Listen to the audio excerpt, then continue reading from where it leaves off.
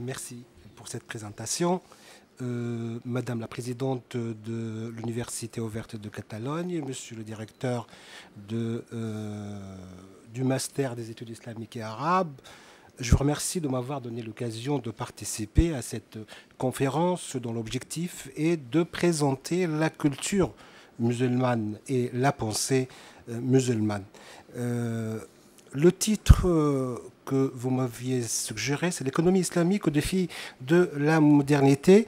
Donc deux sujets peut-être, mais je vais quand même essayer de marier ces deux sujets, deux axes importants. Je commence par le commencement, l'économie islamique. Avant de parler de l'économie, permettez-moi d'abord de parler du Coran et son point de vue de l'homme en général et son devoir. Le Coran qui reconnaît en l'homme un être à la fois rationnel, doté de libre arbitre, ambitieux et moral, puisque le Coran est d'abord un guide moral. Il conseille à l'homme de suivre la voie de la modération pour son propre bien. C'est dire que l'homme devrait agir afin de subvenir à ses besoins matériels, sans pour autant sacrifier ses sensibilités morales. Le Coran maintient qu'il existe une harmonie entre les intérêts spirituels et matériels de l'homme et se présente comme un guide pour lui permettre de réussir dans cette vie et dans l'au-delà. Ces impératifs ne visent pas à se mettre l'homme à un calvaire terrestre avant le salut des célestes, mais sont offerts comme un fortifiant, l'aidant à traverser les épreuves avec certaines récompenses ici-bas et des compensations éternelles. À partir de cette perspective, je vais parler de l'économie islamique. Faute de temps, je ne vais quand même pas tout dire, mais je vais commencer par dire que l'économie islamique avait pris sa forme graduellement en tant que matière interdisciplinaire dans les écrits des commentateurs du Coran, des juristes, des historiens et des philosophes de la sociologie, de la politique et de la morale, un grand nombre d'érudits, dont Abu Youssef al-Mas'oudi, al-Mawardi, al-Ghazali, Ibn Taymiyyah, Ibn al-Qayyim, Ibn Khaldoun, al-Maqrizi, ont apporté leur contribution précieuse à travers les siècles. Ces contributions sont dispersées dans un grand nombre d'écrits couvrant les différentes disciplines intellectuelles. C'est peut-être à cause de cette vue pluridisciplinaire que le bien-être n'a jamais été conçu comme étant un phénomène isolé qui dépend essentiellement de variables économiques. Bon. Pour donner une définition au système économique islamique, je reprends la définition de Hassan Ben Mansour.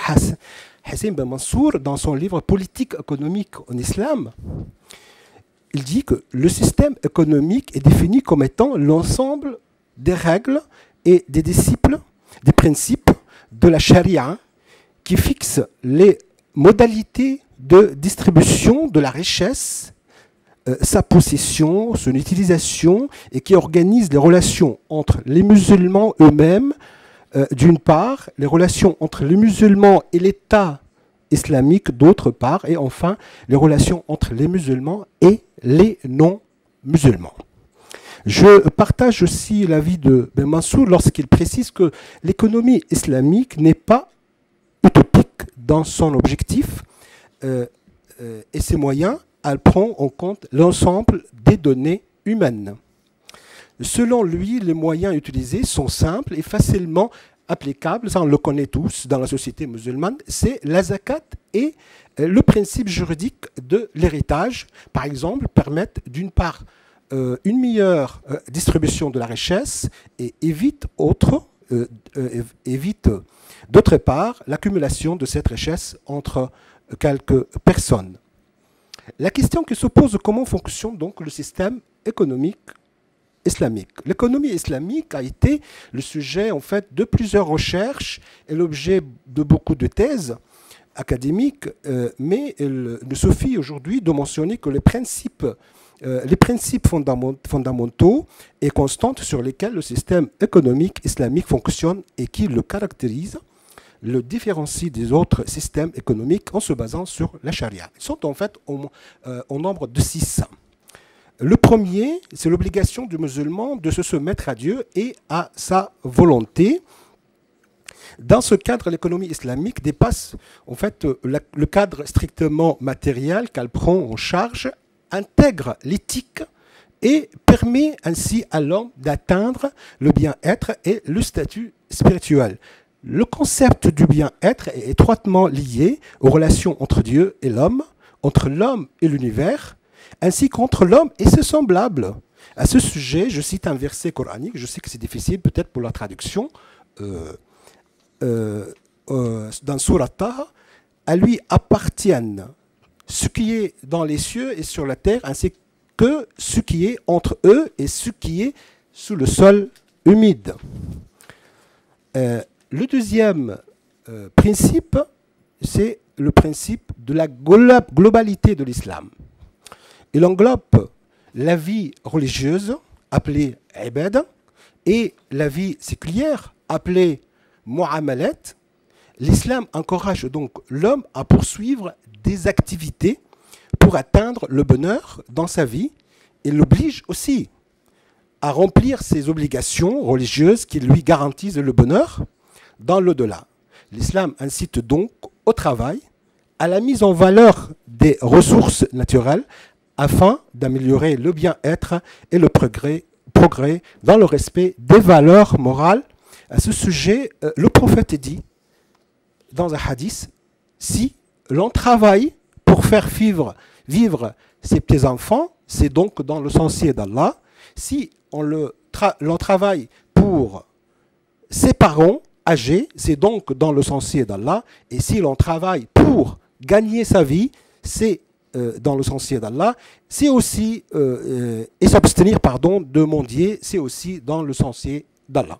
Ce principe de globalité confère à l'homme, à l'économie islamique,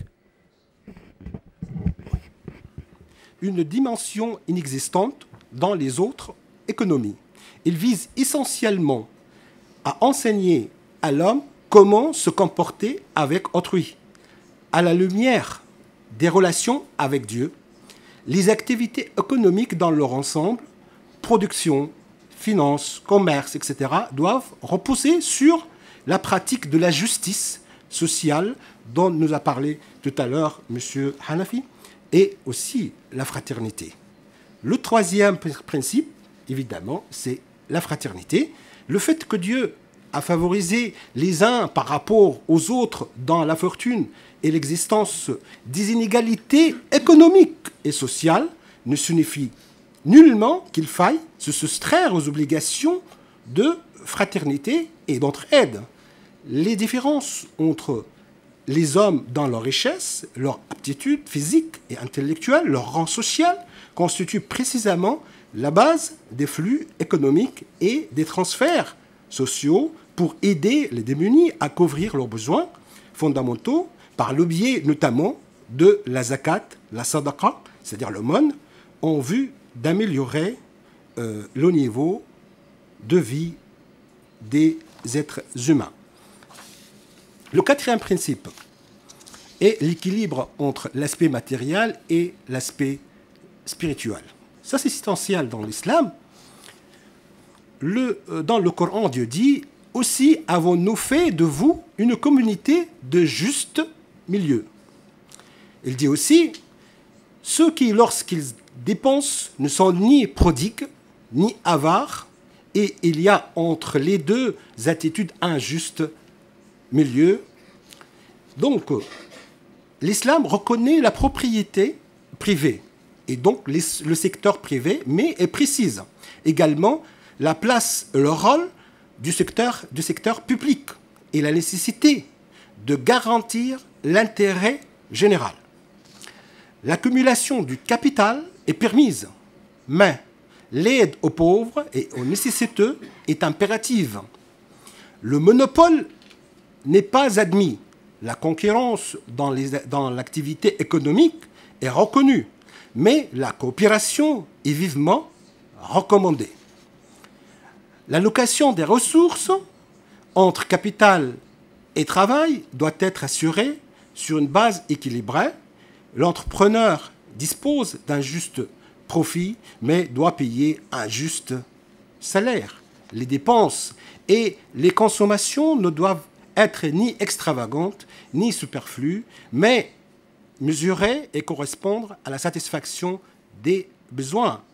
La thésaurisation est illicite et sévèrement sanctionnée en islam. Le cinquième principe est la responsabilité de l'État en matière de contrôle économique.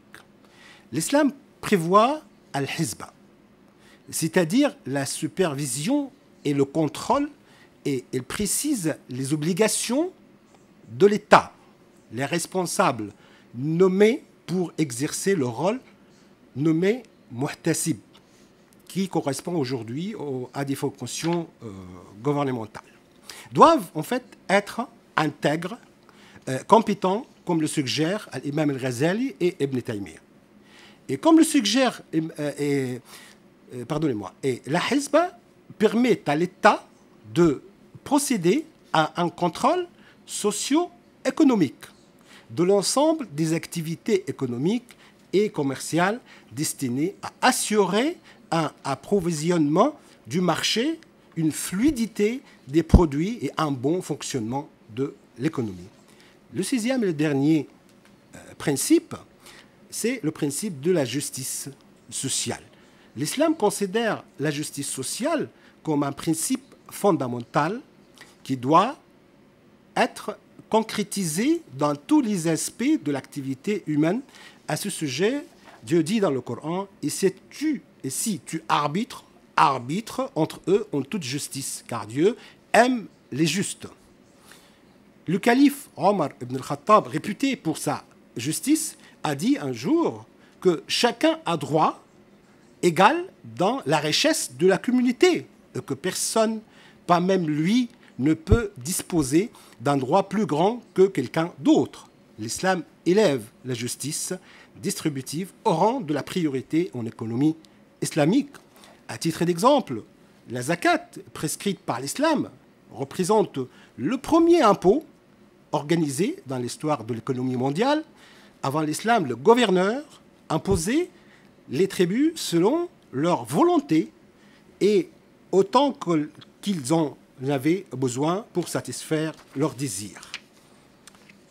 En dehors du Coran, la jurisprudence islamique connaît 3 sources supplémentaires de droit.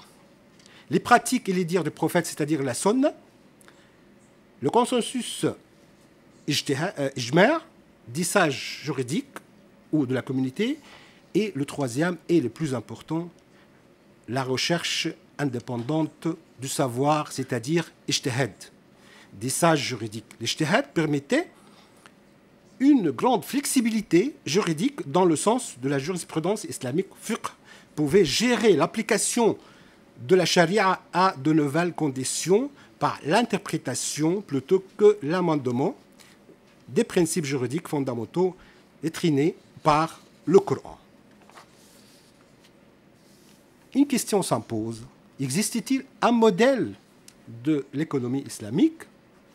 Vu les transformations sociales permanentes dans l'espace et le temps et les mutations technologiques et économiques qui bouleversent le champ de l'évolution humaine à une très grande vitesse, il n'existait pas un modèle islamique car l'islam fournit les principes et les règles générales qui permettent d'encadrer l'activité économique et d'élaborer des politiques de développement et ne traite pas les détails qui peuvent varier et changer selon les besoins du moment. Si l'islam impose l'application de la zakat, il laisse le moment de l'application à l'homme, ce dernier pouvant se servir du progrès technologique pour mieux gérer l'institution de cet impôt. Il est vrai que l'islam interdit l'intérêt au sens de ar-riba, mais il laisse l'initiative à l'homme pour traduire cette interdiction dans la pratique de l'art. L'ijtihad joue un rôle important quant à la réponse aux exigences de la charia. Dans ce sens, y a-t-il un défi entre l'économie islamique et la modernité? En réalité, l'ijtihad entretient une relation forte et étroite avec la modernité, d'autant que ce mot signifie innovation, évolution et quête du progrès dans tous les domaines de la vie. L'ijtihad est aussi la voie royale à emprunter pour passer d'une phase à une autre meilleure, où l'homme voit ses aspirations se concrétiser et accède à une existence plus digne, où règne paix, sécurité, justice et égalité, et où est respectée la dignité de l'être humain dont Dieu a glorifié l'homme. Je vous remercie.